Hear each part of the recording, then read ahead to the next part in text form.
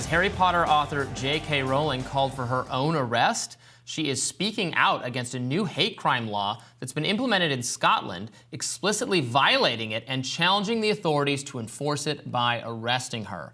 The law creates a new crime of, quote, stirring up hatred relating to age, disability, religion, sexual orientation, transgender identity, and being intersex.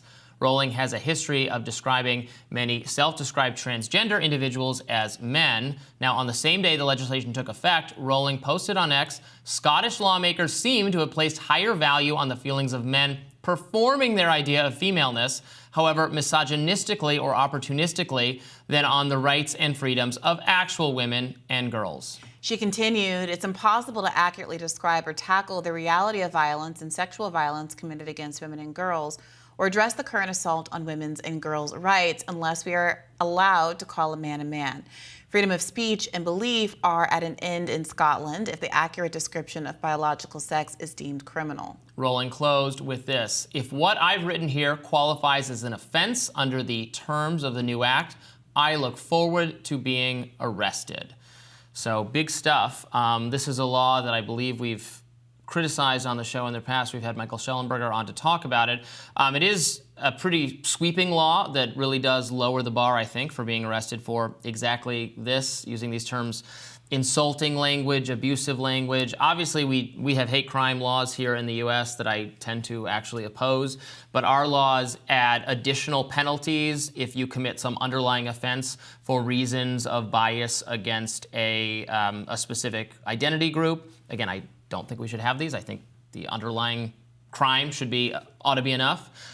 This looks much closer to criminalizing the bias itself, which again, you shouldn't have to agree. You don't have to agree with J.K. Rowling to think that one ought to have the right to have a different opinion about transgender status of people. It seems clear that this law is an overreach, as evidenced by the fact that enforcing it, I think, will cause more problems than it's worth, or alternatively, non-enforcement will show how toothless this kind of legislation is in the first place, and that it's largely a kind of a virtue signal as opposed to a law. I think, frankly, it's a savvy move by J.K. Rowling, because the idea that she could be hauled off into jail in handcuffs would be, I think, a boon for her movement and ideology, and not really do anything to create more safety or security or rights for the trans community. That being said, I'm really struggling with this formulation that cis women's rights and the ability to protect the safety of cis women is contingent on, quote, calling a man a man. This is an interesting argument that a lot of people who are sort of anti-trans make that I don't understand, namely because describing someone as a trans woman is acknowledging their biological origin story. The fact that they were born identifying or being male is exactly why they're trans women and not cis women. It's right there in the name. And there is this continued push to say, oh, I have to participate in your delusion. Why do I have to pretend you were born a woman?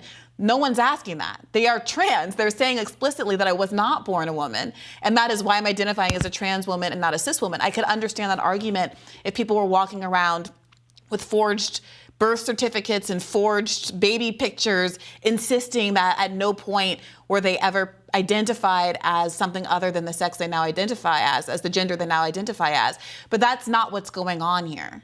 Well, I don't know about that. I mean, there have been efforts to I'm not sure abjectly criminalize, although it might come under this this banner of this law, the practice of dead naming, of acknowledging that the person used to have another name at all.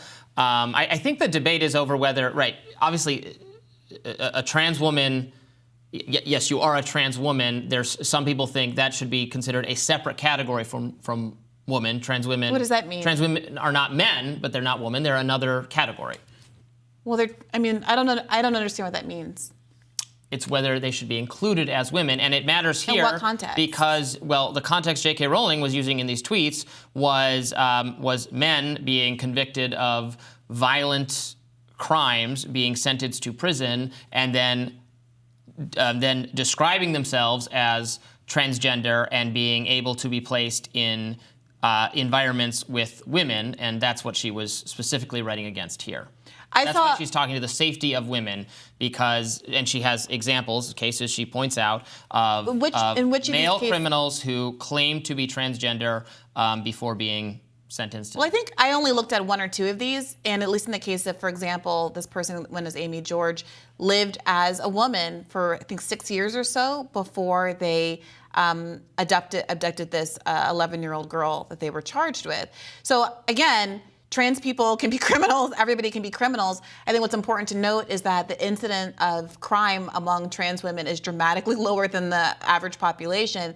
Their incidence of being victimized by sexual violence and other kinds of violence is 4 times higher than the general population.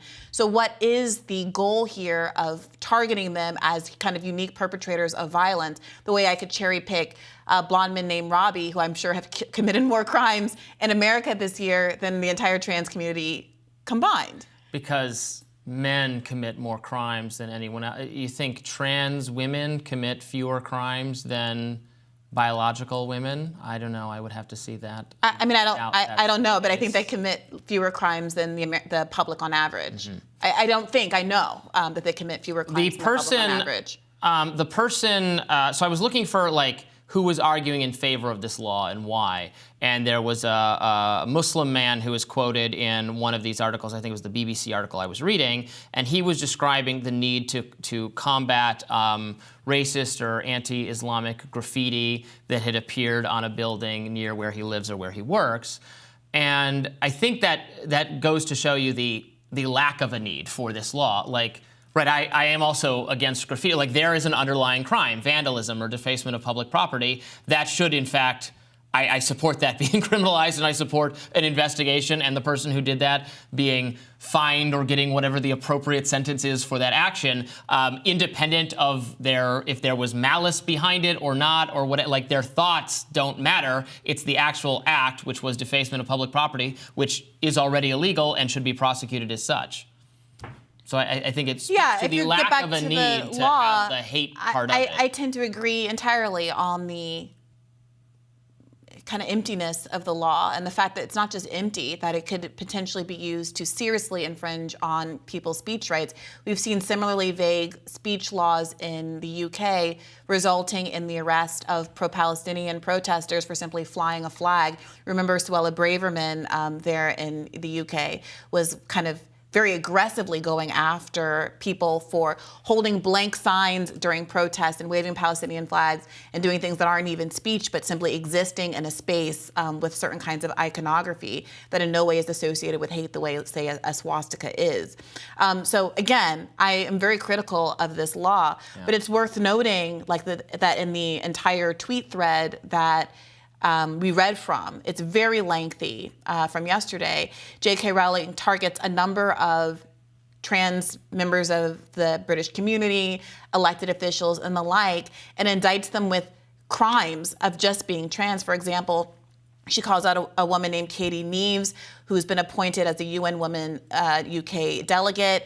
She seems to be upset that she described her feelings of, I guess, dysphoria as a child, and how she stole her sister's underwear to, be able to conform with her gender identity. And that's being painted as somehow some kind of sick creepo attack on her cis sister, but it seems like a very normal experience that many trans people experience of saying, I'm going to borrow my mom's shoes, I'm going to put on so-and-so's jewelry, I'm going to borrow my loved one's clothes, I'm going to borrow my wife's clothes. It's a bizarre, I think, overreach on the part of J.K. Rowling, and frankly, I think it's why her good point, and that this law being an overreach is often lost in the kind of bizarre, kind of subjectively hatefulness of her generalized approach toward the trans community. She could be making much narrower arguments about the safety of people in prisons, which I think is a serious issue, regardless if it's people in male prisons or female prisons, whether it's gay men or otherwise effeminate men in gay prisons, and the amount of sexual abuse in male prisons, and the amount of sexual abuse that happens that should not happen at all, because your sentence when you commit a crime is to be incarcerated, not to be the subject of sexual violence. And I think the real core issue here is whether or not we're protecting people in the prison system regardless, in a way that would make someone who is a let's say, a trans woman feel like they weren't necessarily going to be the victim of rape simply because they were housed with cis men, or vice versa? Can we address that underlying issue, which is a perfectly good and legitimate point, without somehow implying that the trans community as a whole is necessarily conniving or violent or any of these other things that are implied by this thread?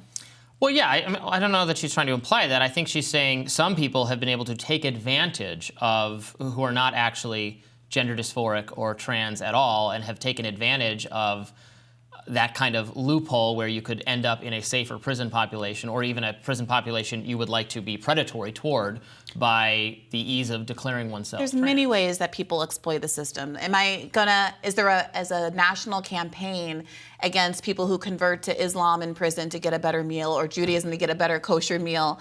Or are we going to talk about how maybe the standard of food is such that if it were improved, people wouldn't feel like they had to jump through those kind of hoops to get better provisions? I mean, I think this is all a kind of a misdirection. And the fact that certain kinds of exploiting the system don't get as much ire as other kinds of exploiting the system suggests to me that this really isn't about the idea that the system is being exploited, but about some underlying concerns or perhaps even prejudices against a particular community.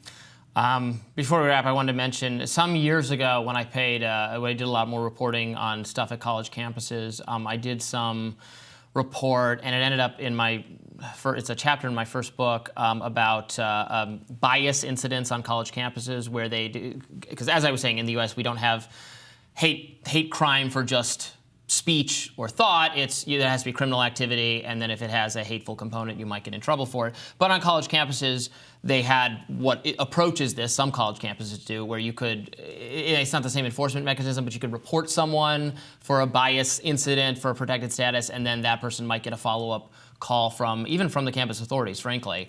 And it was very misguided, and a lot of campuses have actually disbanded this because it ended up just being a way for people to enact their grievances against, my neighbor was partying too loud last night. Oh, they probably said a slur or something. You should investigate them, that sort of thing.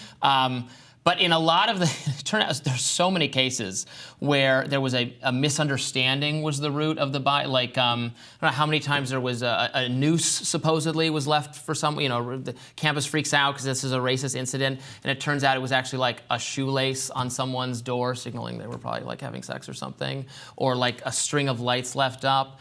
And usually, in the vast majority of cases, no one was, or where it's an actual, like a swastika carved or a slur or something, they don't figure out who did it. But in virtually every case I could find where they did figure out who did it, it was the supposed victim that did it to themselves. So I think it's a cautionary tale about empowering victimhood status into the law and that kind of thing backfiring.